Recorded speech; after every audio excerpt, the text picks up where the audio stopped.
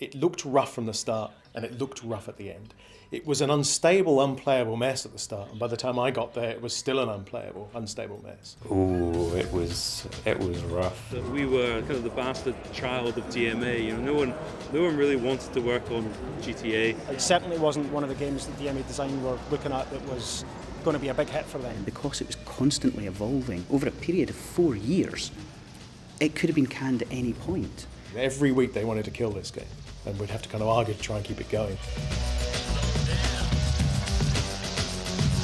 I'm quite proud to say that my name is actually in paragraph 1 of the very first design document.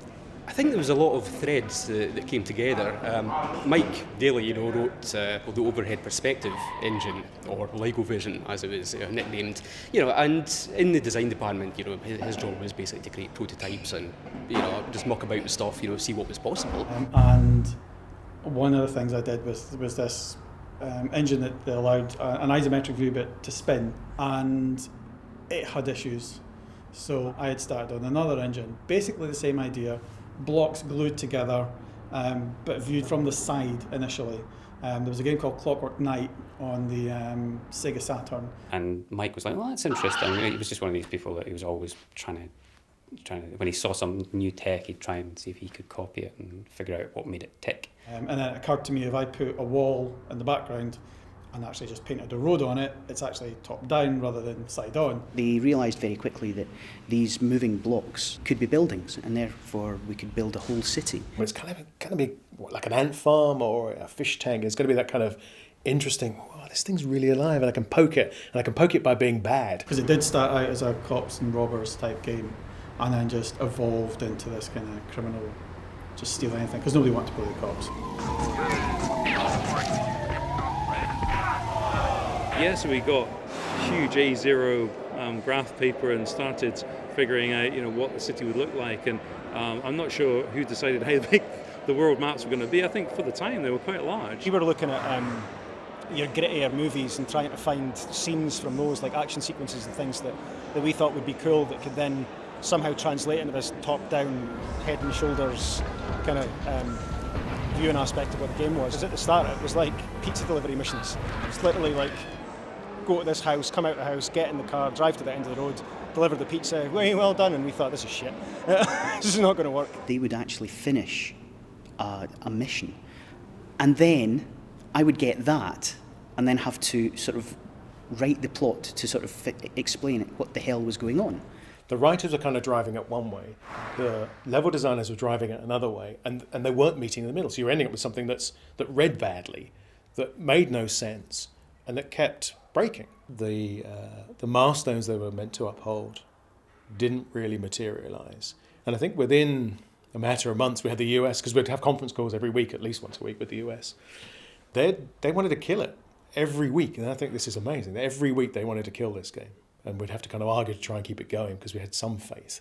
None of us had made games before, so first week we're like, right, I'm thinking of all my favourite movies, and everybody's writing down all these really kind of like over-the-top mission designs. And I can remember when we'd written down all the ideas that we had, and we took them to the code team, and they just went, are you fucking mental?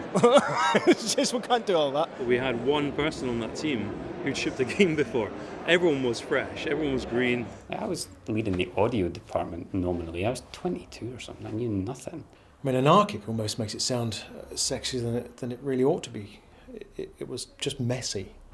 There was an awful lot of stuff of, wouldn't it be cool if we could just add this? Yeah, go on, and you go, it's fine. So lots of features just kind of snuck in like that. And it took 4.5 years, or close to 4.5 years, because all the way through we were figuring out what the end result was going to be. And nobody knew. That was a team that did not know what it was doing a lot of the time. So, but when Gary came in, it really made a big difference. He started to just say no a lot. It's like trying to nail jelly to kittens, to mix up some horrible metaphors there. It's just so... And then eventually, there's enough hands to hold this thing together, but please nobody move, because this thing's going to fall apart, if anything. That's what it felt like right at the end. It's like, we've just got to put this out now, because if we don't, it's just going to break again, and we've lost it forever.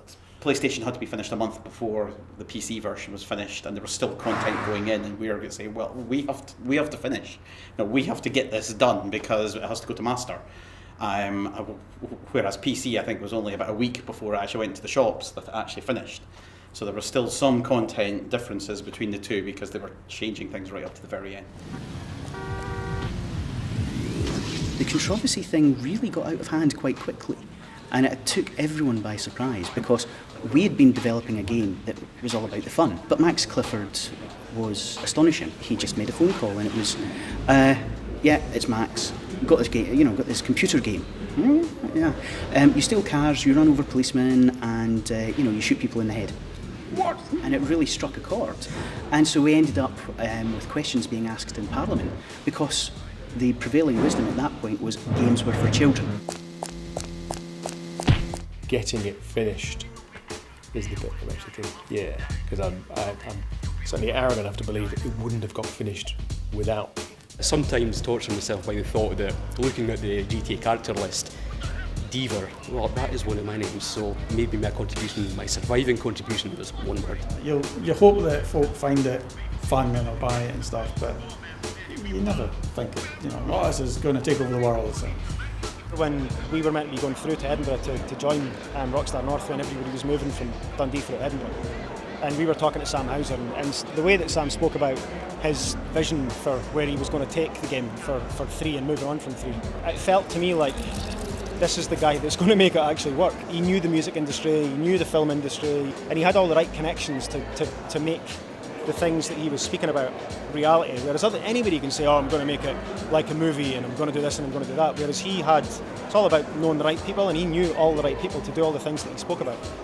What is it, the biggest games franchise in the world now? Who'd have known? You couldn't. And yeah, from such humble beginnings as well. All I can say is I'm proud to have worked on the first one. You look back on it and think, how the hell did we ever get away with that?